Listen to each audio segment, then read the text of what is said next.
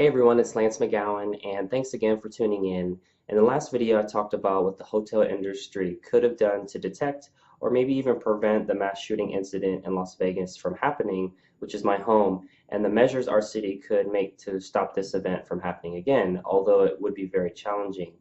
I want to first say that my thoughts and prayers are with every single person affected, and especially all of the people whose lives were lost in this tragedy. Seeing something like this happen in the city I call home is nothing like I've ever experienced, and it has been a blessing to see how the city has come together as one giant family to help all of those in need. While this is still fresh and nowhere near over, it is very important that we think about what this means for the city. Las Vegas is dependent on tourism. It is our bloodline and the main contributor to our economy, and this attack happened right in the heart of it all, the Las Vegas Strip.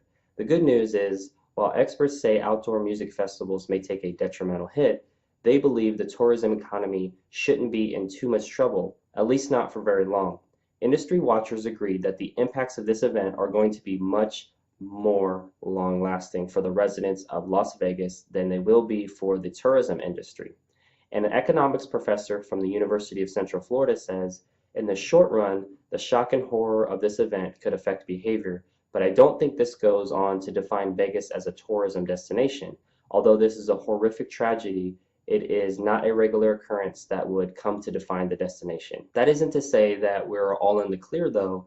It is highly likely that we will see short-term declines in tourism due to the fact that the overall sadness of the event is in direct conflict with the desire of many leisure travelers whose desire is, of course, for pleasure or relaxation. It is not believed that the concerns for safety will really be an issue due to the nature of this tragedy, it being a single perpetrator from the area combined with the fact that most tourists recognize Las Vegas as one of the most surveillanced places in the country.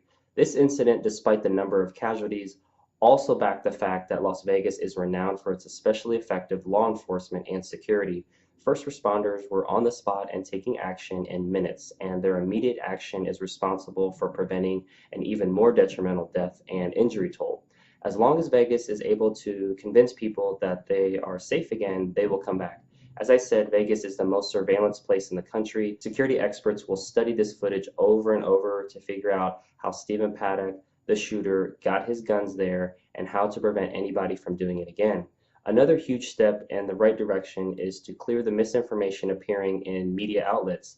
The overall goal is to communicate that Las Vegas is still truly one of the safest resort areas in the world and that deranged people live and act in many parts of the world. This is all important and vital for our city's livelihood, but it is simply not the time right now. Right now, we need to just band together and take care of those who are still fighting for their lives and those just trying to recover. When the time is right and the context is right, this city will be prepared to do what it does best, which is thrive. But until then, these people need all of the help that they can get.